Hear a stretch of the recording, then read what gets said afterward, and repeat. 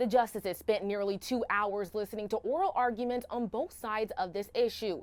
The debate largely boiled down to one question: does the word sex in the 1964 Civil Rights Act include millions of Americans that are in the LGBTQ community? Justice! When do we win? Now! LGBTQ advocates and conservative groups rallied outside the steps of the Supreme Court Tuesday as the justices took on 3 historic cases that could decide if LGBTQ Americans are protected from workplace discrimination under the 1964 Civil Rights Act. What happened to me was wrong. Amy Stevens is the transgender woman at the center of one case.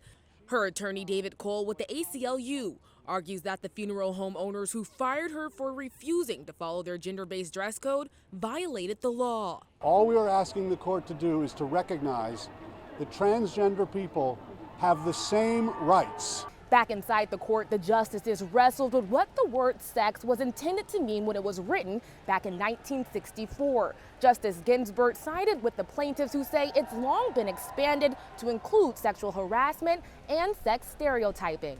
Americans and American businesses should be able to rely on what the law says. Thomas Rost and his wife own the funeral home. They say they simply followed the existing law. Now we face severe penalties because the ACLU is trying to change the law out from under us. Their lawyer, John Bursch, says changing the definition will hurt women in sports and in private women-only spaces like bathrooms and domestic violence shelters.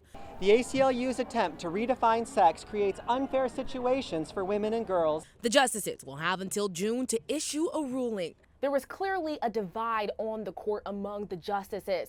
Justice Neil Gorsuch, one of the conservative justices on the court, said, quote, there could be a massive social upheaval if the court were to change or expand the definition of sex.